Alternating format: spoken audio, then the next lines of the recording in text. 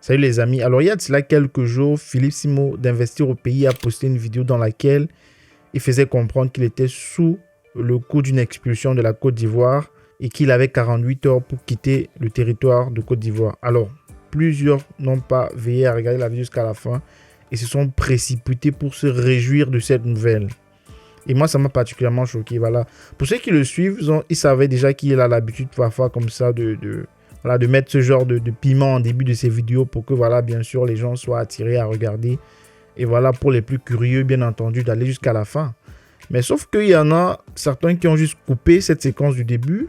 Voilà, ils n'ont pas regardé jusqu'à la fin. Et quand ils ont fini de voir cette séquence du début, ils sont réjouis.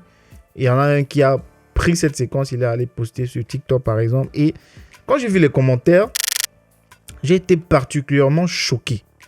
Je vous assure, j'ai été vraiment choqué de lire ce que les gens pensent en fait de quelqu'un qui vient dans leur pays pour investir. L'affaire ne commence pas là, bien sûr. Voilà, il s'agissait du fait qu'il ait donné la parole, d'après ses dires, à voilà, un problème de terrain local.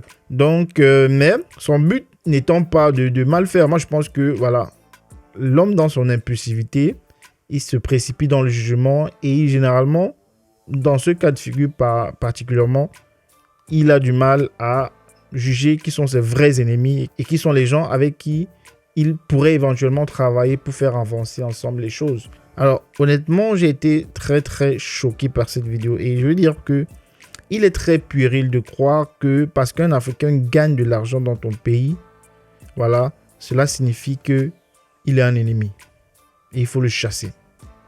Parce que ça, c'est des mentalités qu'on doit enlever dans nos têtes en tant qu'Africains. Nous devons cultiver les mentalités de travailler ensemble, d'évoluer ensemble. Ce sont ces choses-là qui peuvent réellement nous faire avancer. Que de se limiter sur les futilités, les divisions qui ne servent absolument à rien, qui ne vont nous amener à rien. Ça ne va jamais nous amener à avancer. Parce que si on regarde, c'est pas parce qu'un Africain gagne de l'argent en Côte d'Ivoire, n'étant pas ivoirien de nationalité, ou bien un Africain gagne de l'argent au Ghana, ou au Nigeria, ou au Congo, ou à la Guinée, ou au Mali, tous ces autres pays, vous pouvez les citer, n'étant pas d'origine de ces pays-là, qu'il faut le chasser. Vous savez combien d'argent Apple se fait en Chine? C'est-à-dire, non seulement il fait cet argent en Chine, mais il fait également profiter au gouvernement chinois parce que la majorité des iPhones qui sont utilisés aujourd'hui sont assemblés essentiellement en Chine. C'est produit en Chine. Ça fait bénéficier énormément le gouvernement chinois, les habits qui font bénéficier voilà, d'autres pays en Thaïlande et tout ça. Donc, pourquoi est-ce que pensez que c'est quand le blanc vient vous exploiter, on ne dit pas non, il faut qu'il sorte, mais quand c'est ton frère africain, on considère que non, c'est un ennemi. Et pour justifier le fait que, ok, maintenant il a parlé de ça, il doit quitter le pays. C'est-à-dire, on a tellement cherché les raisons à gauche, à droite, on s'est lancé dans la chasse aux sorcières. Et comme ça, aujourd'hui, on décide que non, voilà, on va se réjouir du fait qu'on a enfin décidé, le président, ils ont même fait jusqu'à mêler, certains ont fait jusqu'à mêler le président Alassane Ouattara dedans en disant que voilà, merci de nous avoir libérés de celui-ci. Alors, Africains, très sérieusement, est-ce qu'on peut avancer avec ce genre de mentalité? Lorsqu'on regarde en Afrique, il y a les Libanais, il y a les Turcs, il y a les Chinois, ils travaillent ensemble. Ils ne sont pas dans leur pays, ils travaillent ensemble. Pourquoi nous, les Africains, on ne peut pas arriver au niveau où on commence à accueillir notre frère, à accepter qu'il vienne travailler avec nous et à travailler avec lui pour amener comme ça plus tard à posséder tout ce qu'il y a à posséder déjà dans nos pays, que ça nous appartient déjà à nous-mêmes. Mais on va toujours vouloir se tirer dessus, vouloir chercher voilà, la personne qui pourrait éventuellement être un ennemi et se tromper souvent même de celui qui est l'ennemi. Parce que le réel ennemi, beaucoup les connaissent, c'est ceux qui viennent piller l'Afrique. Mais ceux avec qui on devrait éventuellement travailler, on les considère comme des ennemis. Et il y a un autre point absolument essentiel que j'aimerais également encore aborder dans cette vidéo, c'est le fait qu'on ne peut pas réussir dans la vie seul. Si on veut réussir dans la vie, il faut qu'on comprenne qu'on a besoin des autres. Tu ne peux pas voir quelqu'un qui a réussi seul. Les gens ont réussi toujours parce qu'ils ont travaillé en collaboration, tu vois.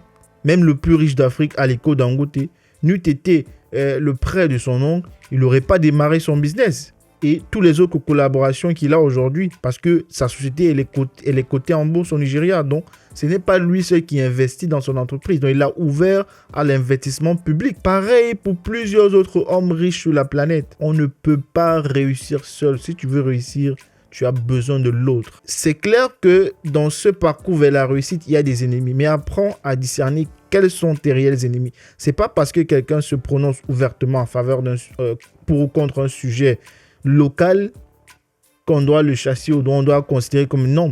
Ça n'a rien à voir. Il faut comprendre que les gens sont là parfois dans le but de faire une publicité ou bien de voilà, donner la parole davantage comme ça à la communauté locale. Voilà, faire ce genre de contenu-là. Et ça ne doit pas être un problème en Afrique. On doit apprendre la tolérance, on doit apprendre à accepter l'autre. Mais aujourd'hui, on se retrouve dans un contexte où encore les Africains ne veulent pas en fait de l'autre, ne veulent pas de leurs frères africains. Alors, on doit comprendre que voilà, en tant qu'Africain, on aime bien ce genre de contenu-là dans lequel voilà, on écoute un peu les problèmes locaux. Et ça ne doit être un problème chez personne. Voilà. On vit comme ça depuis toujours et ça a toujours été comme ça. Et si je dois faire une petite parenthèse en géopolitique, c'est que, on le sait tous, l'Afrique a été partagée de manière arbitraire par les Occidentaux. Donc maintenant, il se passe que quand des gens comme Léopold Sédar Senghor a voulu proposer ce projet de fédéralisation pour pouvoir mieux développer économiquement l'Afrique, plusieurs pays se sont opposés derrière des motifs de nationalisme. Mais quel nationalisme existait? Est-ce qu'il y avait un nationalisme avant la colonisation? Est-ce qu'avant les années 1900, on parlait de Côte d'Ivoire? Non. C'est ce partage de 1800 là qui a commencé à faire naître ces pays-là. Il faut comprendre aujourd'hui que, en fait, tout ça, on est même un pays. Il faut juste comprendre qu'aujourd'hui, on a besoin de l'autre pour travailler avec l'autre. Et comme ça, on pourra réellement avancer et développer notre continent. Et que dans les années à venir, voilà, on ne veut plus forcément venir en masse, que ceux qui sont ici veulent descendre et qu'on reste aussi chez nous et on développe et on travaille ensemble et on fait avancer les choses. Alors, c'était tout ce que je voulais partager avec cette vidéo. Faire une petite réaction face à ce que j'ai vu sur TikTok et dire à mes frères, c'est pas comme ça qu'on fait les choses. Il faut avoir de la tolérance. Il ne faut pas voir ton frère africain comme ton ennemi. Il faut rechercher les causes, les raisons pour lesquelles, la raison du pourquoi, du comment. Pas se précipiter à condamner, à lapider son frère. Non, ce n'est pas une bonne chose. Mes chers frères, essayons de changer cela. Et c'est comme ça qu'on pourra développer ensemble l'Afrique. Merci. Abonne-toi, like, partage cette vidéo. Et on se donne rendez-vous à très bientôt pour une nouvelle vidéo. Ciao.